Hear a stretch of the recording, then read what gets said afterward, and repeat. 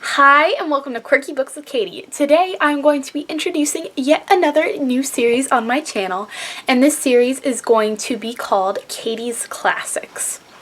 And in this series I am going to be talking about some of my favorite classics that I have read. Now, I don't think I've read that many classics. I've read my fair share, but I have a love-hate relationship with them. Some of them I really don't like, some of them I love, and I want to share with you guys some of the classics that I love. I know that not a lot of people like to read classics, but I'm going to try and get people to read some more. So the classic that I'm going to be talking about today is Jane Eyre by Charlotte Bronte. And before I start, I would like to show off this beautiful book. It's one of the Barnes & Noble special leather bounds. It looks like this. And there is a quote on the back which says, "It is in vain to say human beings ought to be satisfied with tranquility. They must have action, and they will make it if they cannot find it." So this book is about, of course, a young woman named Jane Eyre. And Jane had a very rough childhood. The first quarter of the book kind of goes into her childhood. She lived with her aunt, and she had to go off to boarding, so it was not a very nice childhood.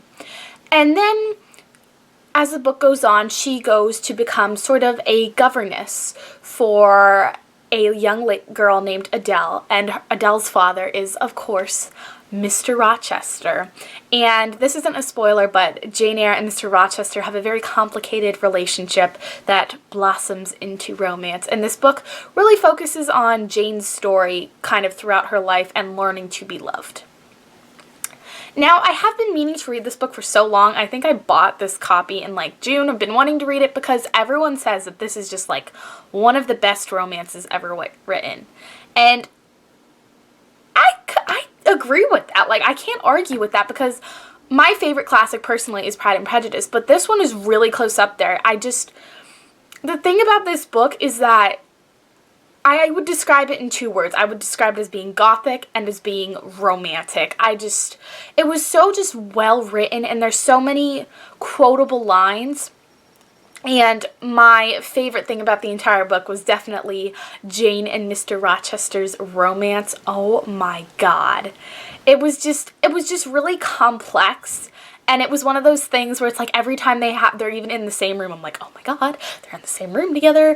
Oh my goodness. And I just love how the relationship developed. And there were just some of the scenes between them. I was crying. And not because it was sad, but it was just so beautiful. I would be like on the floor crying. There was at least like 3 times where that happened, let's be real. But this is truly one of the best romances I have ever read. It was just beautiful, and this is going to put me in like the worst of all book hangovers. But even though it was written, I believe, in around 1850, it is very kind of progressive for its time because it really shows the journey of a young woman and what she kind of goes through, and that is very not what the time period is known for, and I think that's very good. And I loved seeing Jane's character progression throughout the book. I loved at the beginning, she's just experienced so much hardship in her life, and she doesn't really know how to be loved, but with Mr. Rochester kind of helps her realize that she deserves to be loved and that she can be loved. Both of their relationships, both Jane and Mr. Rochester have both kind of been alone their entire lives, but they realize that they can love each other and they can live happily ever after. And I thought that this book was amazing. Now, I will admit that the beginning was a little slow. Probably the first 100 pages, it's kind of like, why am I reading this? But once Jane goes to Thornfield, it's all good.